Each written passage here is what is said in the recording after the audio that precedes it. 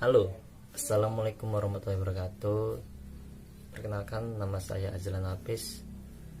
Saya dari kelas A Pendidikan Administrasi Perkantoran, dan NIM saya yaitu 7173344006. Baik, di sini kita akan menerangkan materi tentang kelayakan perencanaan bisnis.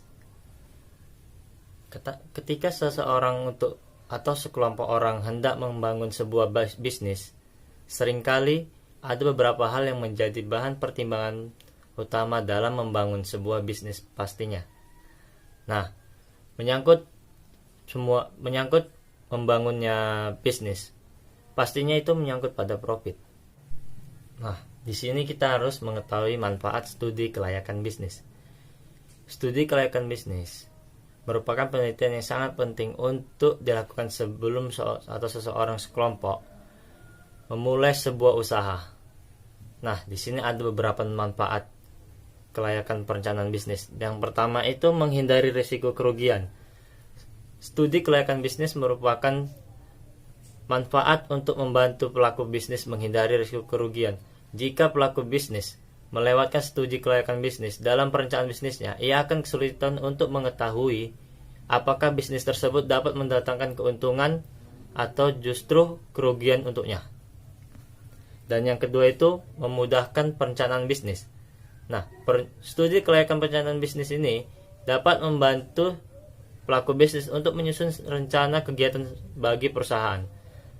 Kelayakan bisnis yang telah dilakukan sebelum bisnis dibangun akan memudahkan pelaku bisnis menentukan program perusahaan seperti apa yang mendatangkan benefit lebih bagi perusahaan. Nah, di sini studi kelayakan bisnis akan berguna untuk membantu pelaku bisnis merelasikan pelaku bisnis. Pelaku bisnis dapat mengevakuasi kebijakan apa yang sekiranya akan memberikan keuntungan dan kebijakan apa yang justru akan menimbulkan kerugian. Nah, yang keempat yaitu memudahkan pengawasan. Nah, yang keempat itu memudahkan pengawasan. Studi kelayakan bisnis ini memiliki banyak aspek untuk diteliti. Laporan dari berbagai aspek yang diteliti dalam kelayakan bisnis ini nantinya akan memudahkan pelaku bisnis untuk melakukan pengawasan pada perusahaan studi kelayakan bisnis. Nah, jadi studi kelayakan bisnis ini juga memudahkan pelaku pengawasan untuk memberikan data jika sewaktu-waktu melaksanakan audit baik secara internal maupun eksternal. Dan yang kelima, memudahkan pengendalian studi kelayakan bisnis.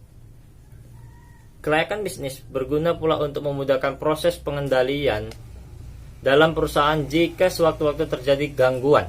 Nah, di sini pelaku bisnis dapat juga dengan cepat menentukan aspek mana yang menjadi pusat dari kekacauan tersebut.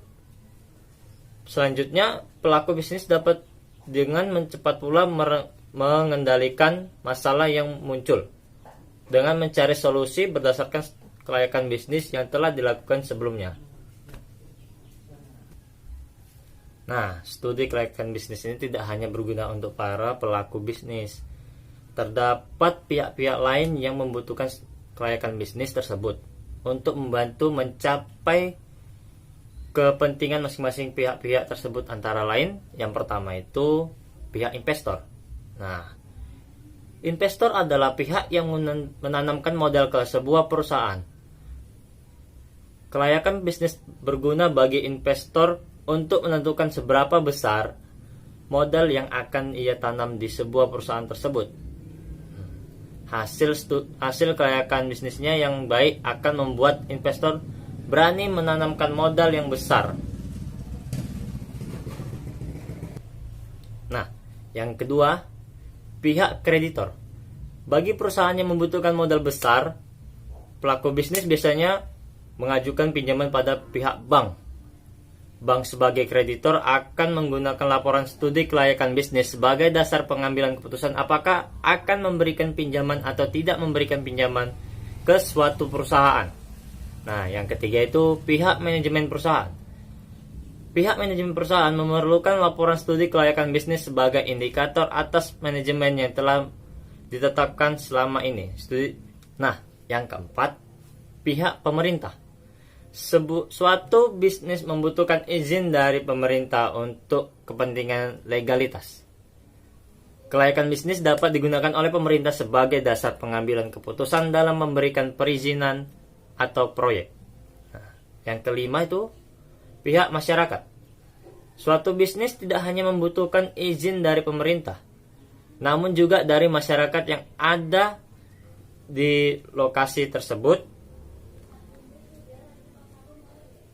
Bisnis dapat digunakan oleh masyarakat untuk meninjau apakah sebuah badan usaha yang hendak dibangun di kawasan tersebut ramah lingkungan dan dapat bermanfaat bagi kehidupan sosial ekonomi masyarakat. Pengurutan usulan yang layak. Jika terdapat lebih dari suatu usulan rencana bisnis yang dianggap layak, maka perlu dilakukan pemilihan rencana bisnis yang memiliki ekor tertinggi dalam tahap evaluasi yang telah dilakukan sebelumnya. Nah, yang selanjutnya itu yang kelima, tahap perencanaan pelaksanaan. Setelah terpilih sebuah rencana bisnis, maka tahap selanjutnya dalam kelayakan perencanaan bisnis adalah menyusun rencana kerja terkait proses realisasi dari rencana membangunnya bisnis tersebut. Nah, sekian itu hasil pembahasan dari saya kelayakan perencanaan bisnis. Jangan lupa like, comment, and subscribe.